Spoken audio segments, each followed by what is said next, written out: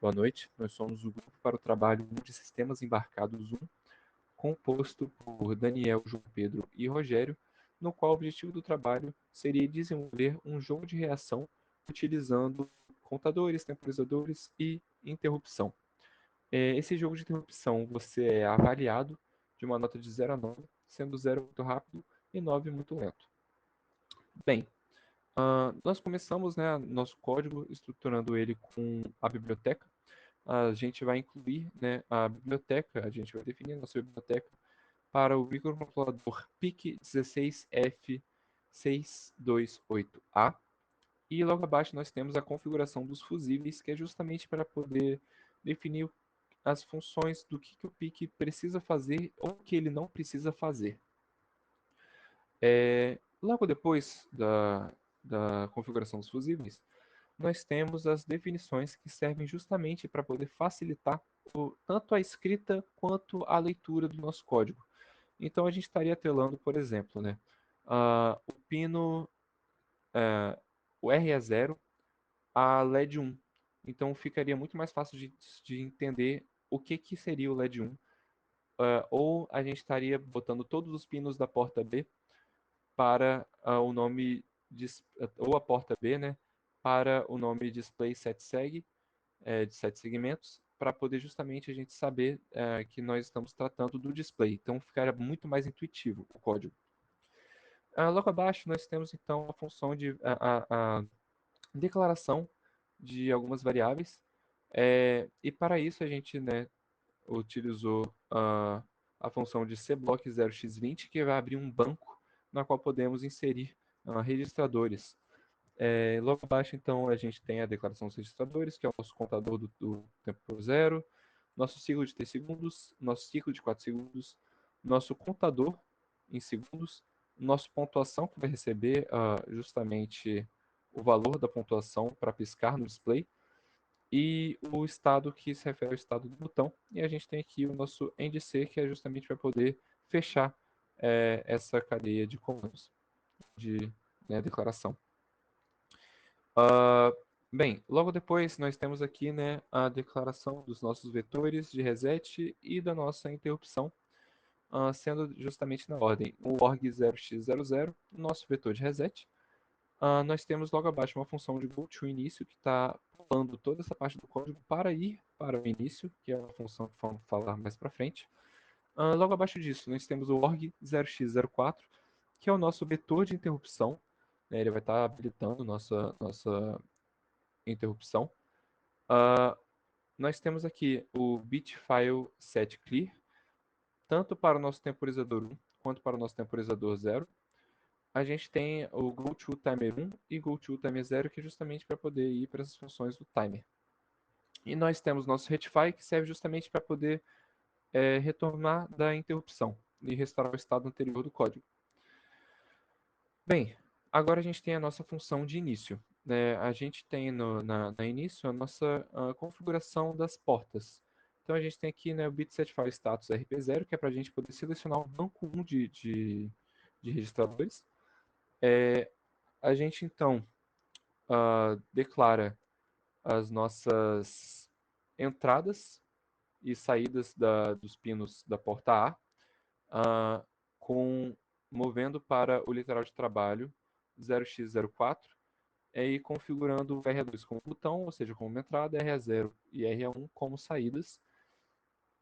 Logo abaixo, então, nós temos o MoveLW para 0x00, que a gente vai estar utilizando para configurar a porta B logo abaixo do WF trisB. A gente vai estar configurando todos os pinos da porta B como saída, né, que são justamente nossos displays, nossos LEDs do display de 7 segmentos.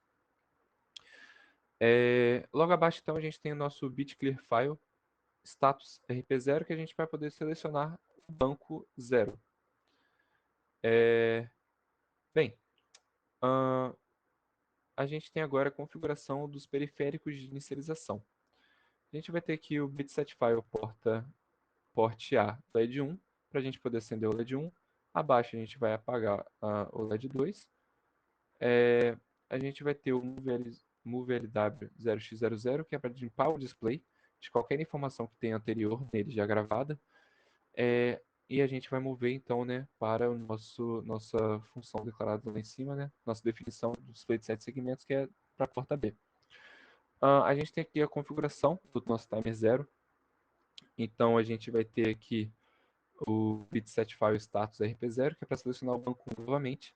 Nós vamos usar a função movelw bits e a declaração dos bits como 00000111 para selecionar um pré-scaler de 1 para 256 para o timer 0, né, com o clock interno. Então a gente vai para a função optionReg e bcf status rp0 para selecionar o banco 0 novamente. Agora a gente tem logo abaixo a configuração do nosso timer 1, né, que vai seguir a mesma lógica do nosso timer 0, só que a gente vai usar um pré-scaler de 1 para 8 ao invés de 1 para 256. Logo abaixo, então, a gente vai ter a inicialização dos nossos contadores. Então, a gente faz a limpeza deles, né, por boa prática, para tirar qualquer tipo de informação que tenha lá. Então, a gente vai mover para o nosso registrador de trabalho o literal 0, o literal 3, que é justamente para poder fazer 3 ciclos de 1 segundo cada. E a mesma lógica se aplica para, né, o ciclo de 4S, que é, ao invés de 3 ciclos, serão 4 ciclos de 1 segundo. Então a gente tem o nosso clearF do estado, que é para voltar para o estado inicial. A gente então tem logo abaixo, né, uma função para habilitar a interrupção do timer 0 e a função timer 1, que é justamente para poder chamar o que a gente declarou lá em cima, né? Então, a gente tem aqui bem, nessa parte aqui de habilitar a interrupção do timer 0 e timer 1, nós temos, né, em ordem, da primeira linha até a quarta linha.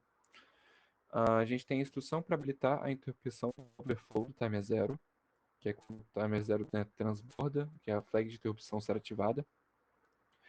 Logo abaixo, nós temos a instrução que habilita a interrupção do timer 1, que é quando o timer 1 gera uma interrupção, por exemplo, ao transbordar. A gente tem logo depois disso a instrução que habilita a interrupção de todos os periféricos, isso inclui a interrupção do timer 1, a ADC, o ZART, entre outros. E a gente tem logo abaixo, na quarta linha, a instrução que habilita todas as interrupções globais. Uh, e com esse bit setado, todas as interrupções habilitadas individualmente, o T0IE e o TMR1IE, serão reconhecidas e tratadas quando ocorrerem. A função main-loop é um loop infinito que vai manter o microcontrolador em operação contínua. Ele vai ficar aguardando as interrupções. A função timer0 a gente dividiu em três partes para explicar. Nessa parte do código, ela incrementa o contador T0 count e verifica se 1 segundo se passou. Se estiver passado, vai resetar o contador para começar novamente. Nessa segunda parte do código, vai verificar o bit da variável estado. Se o bit 0 tiver setado, vai para a função estado troca LEDs. Se o bit 1 tiver setado, vai retornar para o início da interrupção. Nessa parte do código aqui, vai decrementar o contador de 5 de 3 segundos, e se o contador atingir 0, vai apagar o LED 1 e vai atualizar a variável estado. Nessa, nessa função estado de troca LEDs, vai decrementar o contador de ciclo de 4 segundos, e se o contador atingir 0, vai acender o LED 2 e vai atualizar o estado inicial timer 1. Nessa parte do código, a rotina de timer ISR é responsável por gerenciar a temporização de LEDs usando o timer 1. E ela conta os segundos, alterna o estado dos LEDs após tempos predefinidos de 3 segundos para apagar o LED 1 e 4 segundos para apagar o LED 2. E inicia o timer 1 quando necessário. De forma resumida, a rotina Timer 0 ISR é responsável por gerenciar a temporização de LEDs usando Timer 0. Ela conta os segundos, alterna os estados dos LEDs após os tempos definidos, de 3 segundos para apagar o LED 1 e 4 segundos para apagar o LED 2, e ela inicia o timer 1 quando necessário. Antes de mais nada, eu vou pedir desculpa que eu tô meio gripado, então minha voz está meio falhada. Mas vamos aqui. Timer 1 ISR é uma função de interrupção do timer 1 que ela vai incrementar o contador de segundos e ela vai lidar com o botão se ele estiver pressionado.